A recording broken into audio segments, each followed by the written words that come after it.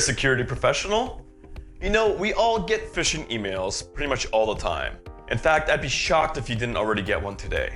But I got one here recently that was particularly interesting when I looked at it. So I thought I'd dig in and share some of the details with you. So without further ado, let's dive in and take a look. So I got this email right here, and clearly you could see it is from some other email address that I'm not familiar with. But it is signed My Digital Shield Help Desk.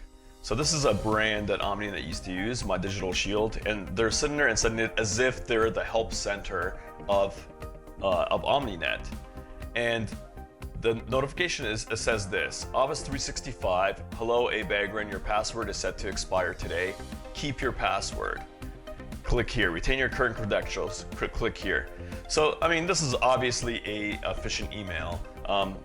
Most people can spot this right away. But the thing that I thought was interesting about this is if you hover over top of this, you see at the bottom there, it's taking me to Vail Resorts. Now, that's the thing that caught my eye, is Vail Resorts. That's interesting. Why would it take me to Vail Resorts? I've actually used Vail Resorts to go there and check things and even buy tickets, buy lift tickets. So I went ahead and clicked on it and see what's gonna happen. So I'm gonna go ahead and click on it, and you saw really quickly it went to Vail Resorts and then it redirected me to something else over here. Now I got this not private message, so I'm gonna go ahead and go through with this. And the reason why it's not private is because Omninet's actually blocking this page because it sees it as a phishing website. So what I'm gonna do is I'm gonna go in and I'm gonna disable the content filtering here, save it, and basically what I'm gonna do here is just bypass the Omninet content filtering so it doesn't block me. So I wanna see where it actually takes me here. All right, so let's go through this again really quickly. Let's go back to the email here. Go to this link here. I'm gonna click on the link. Again, it's Vail Resorts. Click on the link here and it forwards me, redirects me to this p-ut.club.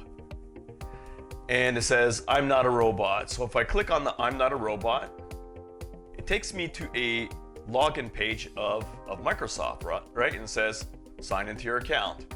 So obviously I'm not gonna sign in here. And in fact, if I click next, we couldn't find your account or username here, right? So it already messes up, so they didn't do a good job. But the interesting part about this is that it's a redirect, and it doesn't take me directly to this domain, it's a redirect. Now, why is that important or interesting? So it looks like Vail Resorts is hacked, that's number one. They were able to upload some code there to do a simple HTML redirect. That's the first thing. So I'm not sure how much Vail Resorts is hacked. It could be hacked completely, they could be gathering all kinds of information, or maybe it was a very simple, they were able to upload something. But the kind of different thing or genius thing about that is they can continue to send people to Vail Resorts using the same messages, the same email campaign, the same whatever it is. Then they could go and they could change what they have on Vail Resorts to divert it over to different websites, right? So now, for instance, Omninet is blocking this p-ut.club. Well, they could change that in the next minute to something else, something new that Omninet's going to be not going to be aware of.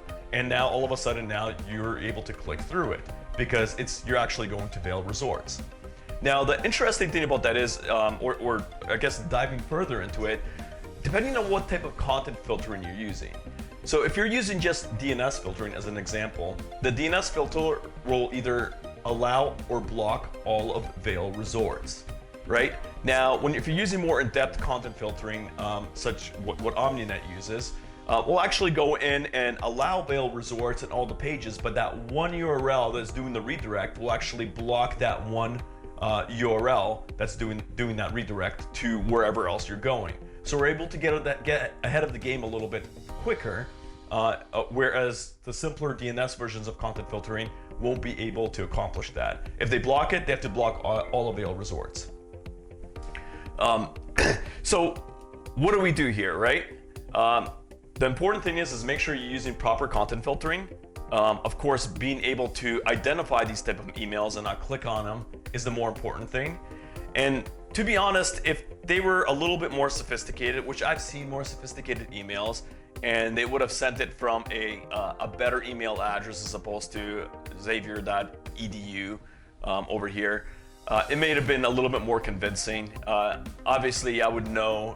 They don't know the size of our organization. They don't know how intimately I'm familiar with everybody in the organization. If there was this type of issue, I'd probably get some kind of a Slack message as opposed to this automated email message like that. So they don't know how we function as an organization here either. So I was able to spot this, but a lot of organizations wouldn't be able to detect this here. So these are kind of the things that I wanted to point out and highlight. Now, if I missed anything, or if you feel that there is something more to this, if you feel there's something more interesting about this, or maybe if I got something wrong and you feel that this isn't as sophisticated as it seems, please feel free to leave your comments below. I'd love to learn from you. And again, thank you for watching.